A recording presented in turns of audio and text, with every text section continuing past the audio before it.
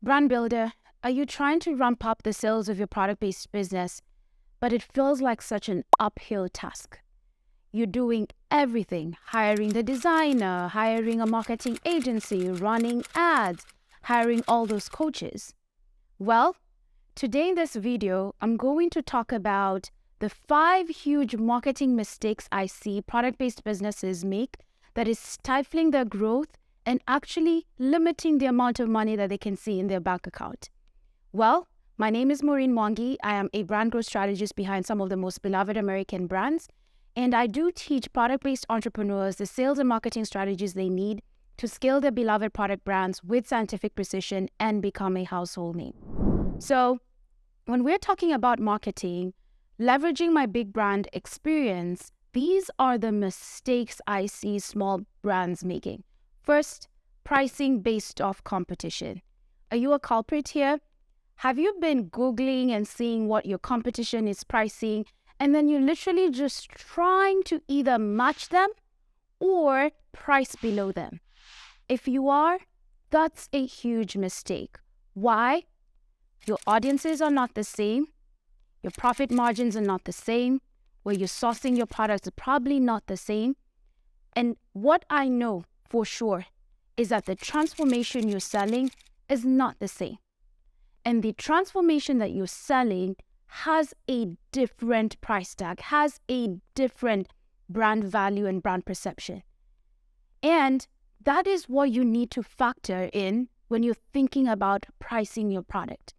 So if you're literally grasping at straws, trying to figure out what is the right pricing strategy, copying your competition is not the most ideal thing for you in your business. What you really need to start thinking about is, first of all, understand what are your costs? What are your raw materials? What are your labor costs? What are your overhead costs? And then once you do that, you have your springboard to profitability, right? Then figure out what is the value that you're actually selling. What is that unique transformation that you're selling? And then that is when you insert a profit margin that will allow you to literally price your product the way it's supposed to be priced. The next mistake that I see product-based business owners making when it comes to their marketing is prematurely hiring a graphic designer, a website designer, or somebody that's going to help them with their branding. Here's the thing. Cute packaging, cute logos, cute colors, cute designs is not what sells a product. The core reason a product sells like hotcakes is because it's been designed by understanding the reason why your customer buys. And that only comes when you've literally understood what's your brand's key message. What's the one thing that you're trying to convey to your audience that will drive the emotional connection? Up until you do this work, you're not ready to hire a designer. Because this is the thing. Your designer's job is to bring your strategy to life. And a brand growth strategist should support you in honing in on who your audience is, identifying what your brand's key message is, and then deciding what is the perception you want your brand to have. Once you have that dialed in, then you're ready to hire a designer because the job of a designer is to bring that to life.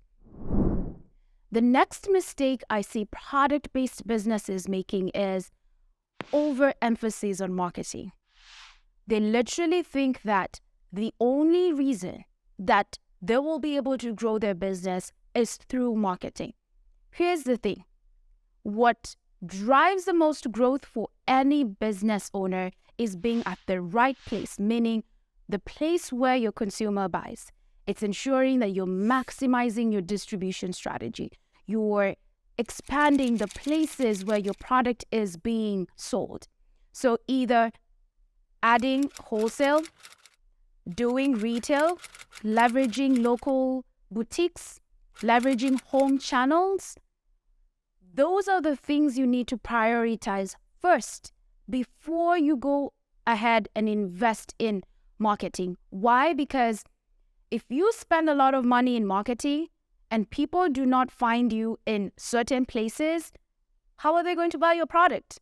You're literally wasting a ton of money when you do that. So ensure that you're maximizing your distribution strategy by adding additional channels. And that's why I really work with my clients to make sure they have an offline strategy and an online strategy. Because once you have this, then you can be found in multiple places by many people. So you're getting a lot of eyeballs on your product.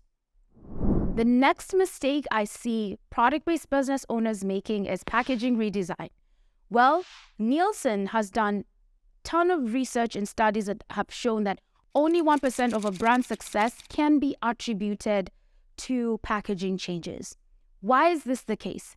Whenever you change your packaging, you're also confusing your consumer, meaning that your consumer now has to figure out who you are.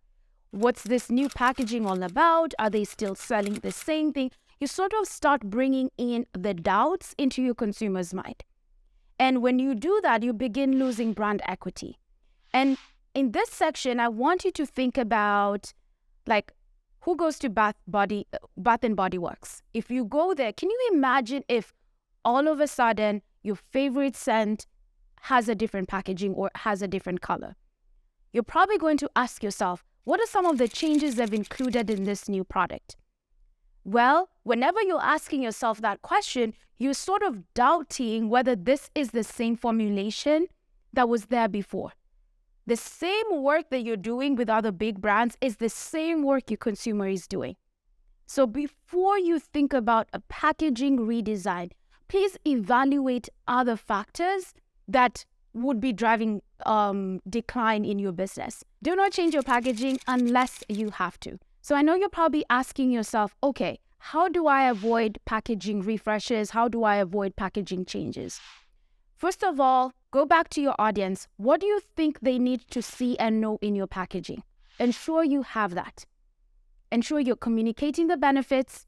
Ensure you're communicating the key ingredients that are that make up your product.